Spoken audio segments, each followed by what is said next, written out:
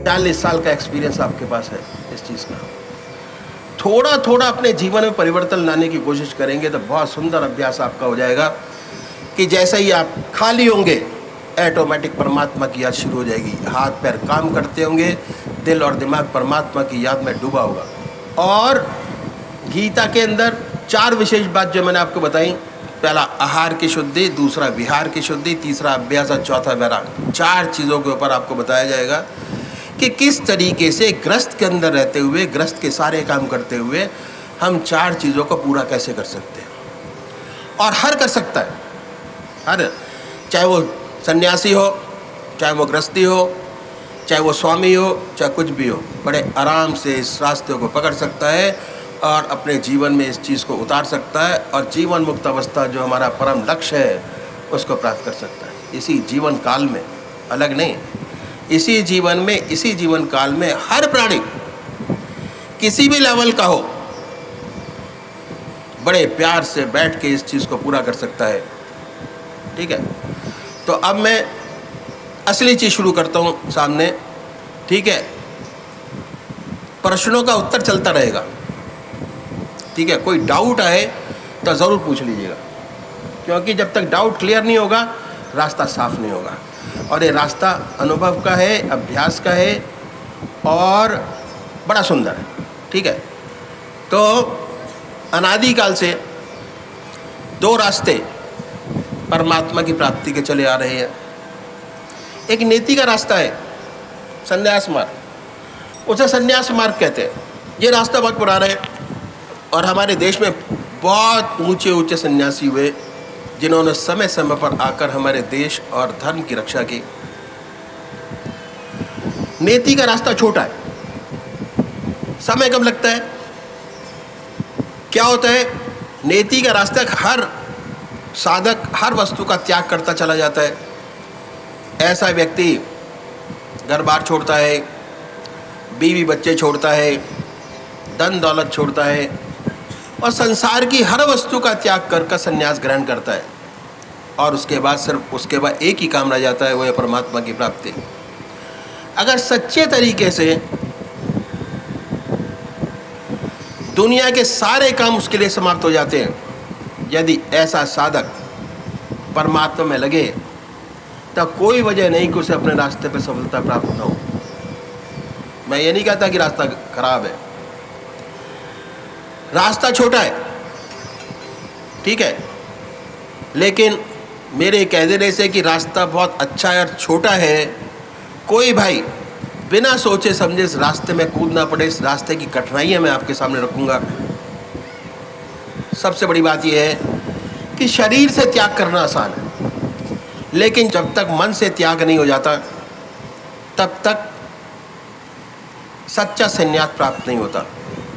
इस विषय पर मुझे अपने सद्गुरुदेव परम संत महात्मा श्री यशपाल जी महाराज एक अनुभव याद हुआ है जो मैं आपके सामने रखूँगा। एक बार वो जबलपुर से मुरादाबाद जा रहे थे, रास्ते में प्रयागराज का स्टेशन पड़ा। उन दिनों कुंभ का मेला समाप्त हुआ था। जब गाड़ी प्रयागराज स्टेशन पर पहुंची तो देखा कि स्टेशन पर बहुत भीड़ है। ये भीड़ एक महात्मा जिनको अवधूत कहते थे छोड़ने आई हुई थी।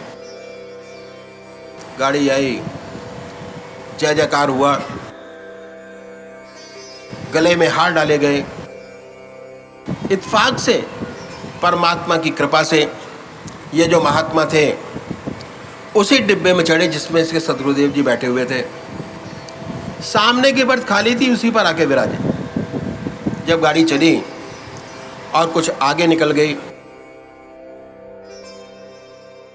तो उनसे बातचीत शुरू हुई। इस बातचीत के दौरान सेवक के गुरुदेव जी ने उनसे एक प्रश्न किया और ये था कि आपको सन्यास लिए कितना समय हो गया। उत्तर मिला 14 वर्ष। बातचीत में दूसरा प्रश्न किया कि महाराज आप बाल ब्रह्मचारी हैं या जब सन्यास लिया तो गृहस्थी थे। उन्होंने उत्तर दिया मैं गृहस्थी था, मेरे स्त्री और 2 बच्चे थे।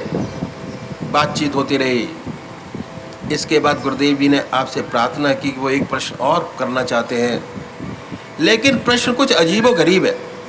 अगर आप नाराज़ ना हो इस प्रश्न से तो आपसे प्रश्न किया जाए, अन्यथा नहीं। साथ में ये भी कहा कि मैं आपके हृदय को दुखाना नहीं चाहूँगा। महाराज जी चुप हो गए और ध्यान में चले गए। फिर कुछ देर बाद बोले कि आप कुछ पूछना चाहते थे, पूछा नहीं। फिर आपने अपनी बात दोहराई कि महाराज, यदि आप वायदा करें कि इस टेढ़े प्रश्न से आप नाराज न हो तभी वो प्रश्न किया जाए तो, और नहीं तो नहीं। बोले पूछो, मैं नाराज नहीं होऊंगा। तब गुरुदेव जी ने आपसे तीसरा प्रश्न किया और वो ये था कि क्या अभी भी आपको अपने बीवी बच्चों की याद आ जाती है? ये सुनकर खामोश हो गए और इसे ऐसा महसूस किया कि वो ध्यान में चले गए। 10 मिनट बाद आपने आंखें खोली और कहने लगी कि बच्चा, सत्य ये है कि आज भी हमें अपने बीवी बच्चों की याद आ जाती है, और जब भी मैं अपने गांव के पास से निकल जाता हूँ जहाँ के मैं रहने वाला हूँ, तो ये याद बिल्कुल ताज़ा हो जाती है कि ये मेरा खेत, ये मेरे बच्चे, ये मेरा मकान, ये मेरा घर। अब बच्चे बड़े हो गए, काम काज संभाल लिया। गुरुदेव जी ने आपके पैर छुए, दंडवत प्रणाम किया। वाकई में बहुत ऊंचे महात्मा थे, कोई शक नहीं। क्यों संन्यास लेते ही आश्रम बदल जाता है, और संन्यास के अपने नियम हैं। ना उसका कोई बीवी, ना उसका कोई बच्चा, ना उसका कोई खेत, ना उसका कोई मकान। शरीर से तो त्याग हो गया, लेकिन मन से त्याग करने में बहुत समय लगता है। दूसरी बात और भी है कि त्याग का बड़ा अहंकार होता है, संग्रह का इतना अहंकार नहीं होता जितना त्याग का अहंकार होता है। कभी कभी क्या होता है, हम गृहस्थी लोग कभी कभी संसार से दुखी हो जाते हैं और अपना दुख सन्यासियों के पास जाकर कहते हैं, महाराज हम दुखी हैं, मन में शांति नहीं, चैन नहीं, कोई उपाय बतलाइए कि मन को शांति मिले। और ये उपाय भी बतलाते हैं, ऐसी बात नहीं। कहते हैं ईश्वर को याद करो, परमात्मा का ध्यान करो, इसी से सच्चा सुख और शांति मिलेगी। और हम गृहस्थी लोग करते भी हैं, लेकिन हो नहीं पाता। जब नहीं हो पाता तो मजबूर होकर चले आते हैं, प्रश्न करते हैं कि महाराज बनता नहीं। व्रत तो करते हैं, लेकिन ध्यान तो होता ही नहीं, क्योंकि प्रैक्टिस नहीं है। ध्यान आएगा हमेशा प्रैक्टिस से। जैसे जैसे आपकी परमात्मा की चरणों में प्रैक्टिस बढ़ती चली जाएगी, वैसे वैसे ध्यान योग ऑटोमेटिक आता चला जाएगा। बहुत जरूरी है, ठीक है। ये भी एक मानसिक चीज का अंग है, ध्यान योग। अगर इस प्रोसेस को करेंगे तो कभी आपको टेंशन ना होगी, ना डिप्रेशन होगा। सबसे बड़ी बात, दो चीज़ से बचकर अगर आपका मानसिक संतुलन बना रहता है तो समझ लीजिए आपने अपने लिए दुनिया का सबसे बड़ा काम कर लिया। जब कोई काम नहीं हुआ, 15 दिन काम नहीं हुआ, 16वें दिन आदमी डिप्रेशन में आ जाता है, डॉक्टर के पास जाता है कि भाई मेरे को दवाई दे दो, डिप्रेशन शुरू हो गया। डॉक्टर कहता है छोटी सी गोली आपको दे दी कि गोली खाओ, नींद की, आराम से सो, डिप्रेशन ख़त्म हो जाएगा। उसके बाद नहीं हुआ। मानसिक दो ही बीमारियां सबसे बड़ी हैं, पहला डिप्रेशन और दूसरा एग्रेसिवनेस। उसके लिए भी जाते हैं कि जी बहुत ज़्यादा मानसिक संतुलन बिगड़ गया, ज़्यादा चलता है, बहुत ज़्यादा बोलता है, उसको भी यही कहते हैं कि भैया गोली ले लो, रात को सोओगे, मानसिक को आराम मिलेगा, उसके बाद ऐसा होगा। और ये प्रैक्टिकल तरीका है कि कैसे अपने मन को बैलेंस करेंगे। जब तक ध्यान योग जिंदगी में नहीं उतारेंगे, मानसिक बैलेंस मुश्किल से होगा, बहुत जरूरी। तो अब क्या है, सूक्ष्म अहंकार अंदर ही अंदर पैदा हो जाता है, और जहाँ अहंकार है वो परमात्मा नहीं। दूसरी बात क्या है, ज़्यादातर व्यक्ति किसी न किसी परेशानी में पड़कर, मेरे पास बहुत सारे एग्जाम्पल ऐसे हैं जो मानसिक परेशानी में पड़कर सर्विस से रिज़ाइन किया, रिज़ाइन करने के बाद संन्यास ग्रहण किया, सत्संग में आए, संन्यास से फिर ग्रस्त में पदार्पण किया दोबारा। जितना बैलेंस आपको घर के अंदर मिलेगा संन्यास में आपको मिल ही नहीं सकता वो बैलेंस। हर तरीके की मानसिक जो चीज़ें हैं वो जितनी ग्रस्त के अंदर सॉल्व हो सकती हैं संन्यास के अंदर हो ही नहीं सकती, पॉसिबल ही नहीं है किसी भी हालत में। जो डायरेक्शन में आपका दिमाग चल गया उसी डायरेक्शन में चलता रहता है, दूसरा डायरेक्शन मिलता ही नहीं। घर के अंदर तो 10 लोग होते हैं समझाने वाले कि भाई ऐसे नहीं, ऐसे कर ले, ये नहीं होता, ऐसे कर ले, बहुत सारे बताने वाले होते हैं। उसके बाद अहंकार इतना अंदर पैदा हो जाता है कि जहाँ अहंकार है वो परमात्मा नहीं। ज़्यादातर व्यक्ति होता क्या है कि परेशानी में पड़कर दुखी होकर वैराग्य पैदा हो जाता है, संन्यास ले बैठते हैं। संन्यास लेने के बाद जीवन बदल जाता है। संन्यास के अपने यम नियम हैं, कठोर तपस्या, ब्रह्मचर्य, आसन की सिद्धि, प्राणायाम। बहुत लोगों से तो बनता नहीं और जिनसे बनता है वे कठोरता से अपने मन को साधते हैं। हमारे यहाँ सहजता है, वह कठोरता है, कठोरता से अपने मन को साधते हैं। इस अभ्यास में दबाव रहता है और दबाव के कारण बहुत सी रिद्धियाँ सिद्धियाँ प्राप्त कर लेते हैं भाई लोग। ऐसे महात्मा संसार में आते हैं संसार की सेवा करने के लिए, लेकिन उनके जो काम है, क्रोध है, लोभ है, मोह है, अहंकार है, जो दुश्मन है इस रास्ते के, वो समूल नष्ट नहीं हुए रहते। ठीक है, और डॉर्मेंट हो गए होते हैं, दब गए होते हैं। पर ऐसा प्रतीत होता है कि इन पर काबू हो गया, वास्तव में हुआ नहीं होता। और जब ये संसार की सेवा करने आते हैं तो फिर उन्हीं चीज़ों से संपर्क होता है जिसको छोड़ के गए थे। तो ऐसे पड़ता है, विख्यात सन्यासी महात्मा थे, अमेरिका चले गए, हिंदुस्तान छोड़ दिया, अमेरिका पहुंच गए, वहाँ आश्रम खोल लिया। तो बड़ी अनहोनी बातें सुनाई पड़ती हैं। तो वजह यही है कि जब तक परमात्मा की सच्ची प्राप्ति नहीं हो जाती तब तक काम, क्रोध, लोभ, मोह, अहंकार से छुटकारा नहीं मिलता। जिन्हें परमात्मा की प्राप्ति हो जाती है ये उनके मित्र बन जाते हैं। और ऐसा कोई उच्च कोटि का विरला होता है जो ऐसा होता है और संसार का बड़ा कल्याण करता है, संसार से उसको बड़ा लाभ होता है। तो इस अभ्यास में दबाव है, प्रेशर। जैसे किसी स्प्रिंग को आप दबा के रखें, जब तक दाबे दबा है, हाथ से छूटा कहीं पर ही मार कर सकता है, मुंह पर लग जाए, माथे पर लग जाए, बिल्कुल यही दशा होती है। इस अभ्यास में शुरू से ही प्रेशर है और प्रेशर का रिएक्शन साथ साथ सामने आ जाता है। तो ये सारी बातें, ये सब सोच समझकर जो काम करें बहुत सोच समझकर करें। सोच समझकर संन्यास के रास्ते में कदम रखना चाहिए। और ख़ासकर उन लोगों को जिनकी शादी हो गई है, जो गृहस्थ आश्रम में प्रवेश कर गए हैं, उन्हें तो संन्यास की बात कभी सोचनी ही चाहिए। करोड़ पीछे एक दो नज़र आते हैं, जैसे महात्मा बुद्ध जो गृहस्थी थे, गृहस्थ छोड़ के चले गए और ईश्वर को प्राप्त किया। लेकिन 1000 पीछे 999 सफल होते हैं। ना उनकी दुनिया रहती न दीन। ऐसी बहुत सी घटनाएं सेवक के सामने आई, ना इधर का रहा ना उधर का। सर्विस छोड़ी, बच्चे छोड़े, कुछ ना कर पाया, बर्बाद हो गया।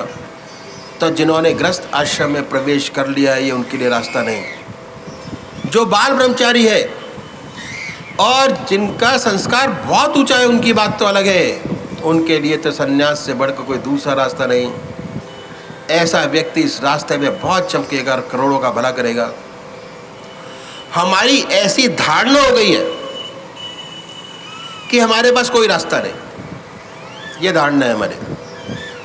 और बहुतों की धारणा ये है कि 55 से 58 साल तक तो अपना काम करें, 58 साल के बाद जब रिटायर हो जाएंगे तो भगवान का नाम लेंगे। अभी से भगवान का नाम लेकर क्या करना, बहुत बड़ी भूल है। 58 साल के बाद रिटायर हो जाने पर कुछ नहीं होता, फिर भगवान का नाम नहीं लिया जा सकता। आदतें इतनी मजबूत हो जाती है कि उन्हें बदल नहीं सकेंगे। शरीर भी जवाब देने लगता है, आप बैठ नहीं सकेंगे। ध्यान करने की बात, परमात्मा का नाम लेने की बात तो लग रही बहुत गलत है। लोग कहते हैं कि पूजा पाठ करने का कोई फायदा नहीं, परमात्मा का नाम लें। अभी से भगवान का नाम लेकर क्या करना बहुत गलत है, फिर नहीं होगा।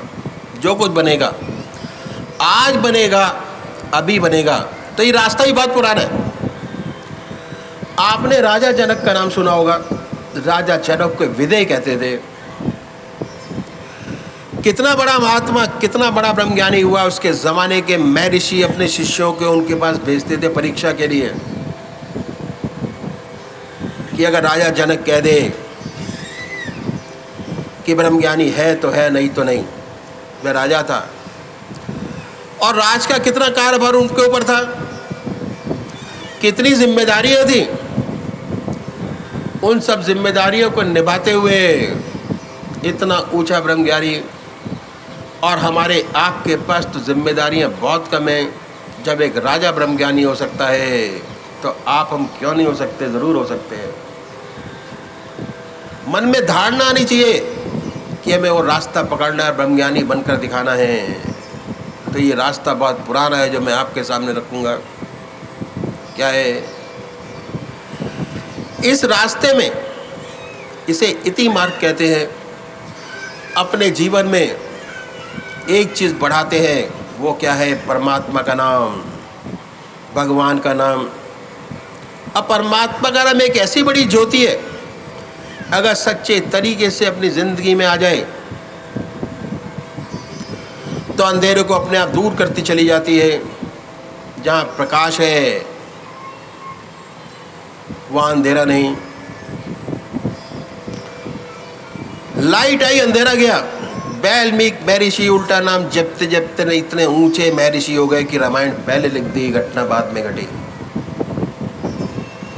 और आप लोग जानते कि कैसा उनका जीवन था।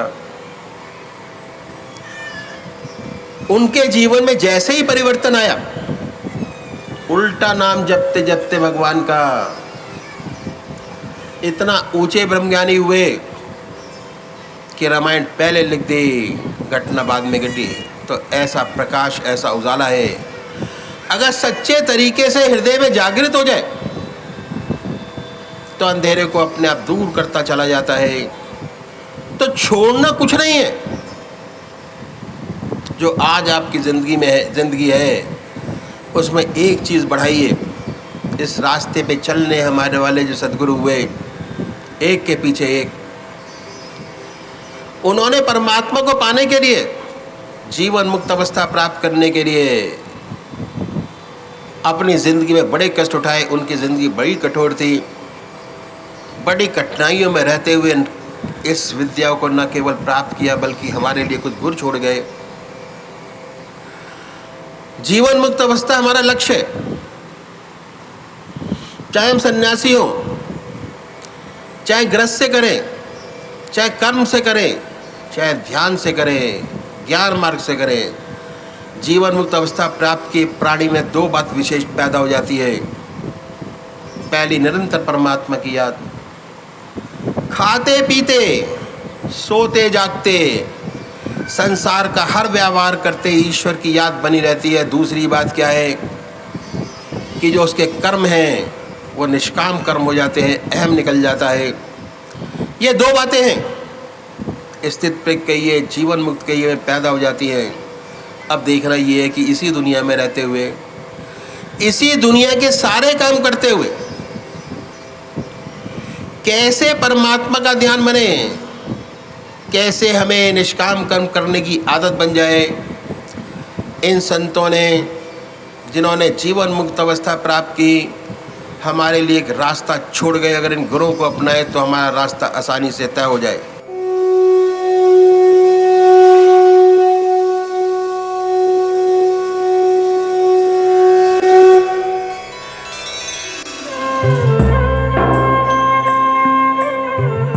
ध्यान योग के कार्यक्रम आनंद योग से निशुल्क जुड़ने के लिए संपर्क करें 9810239677.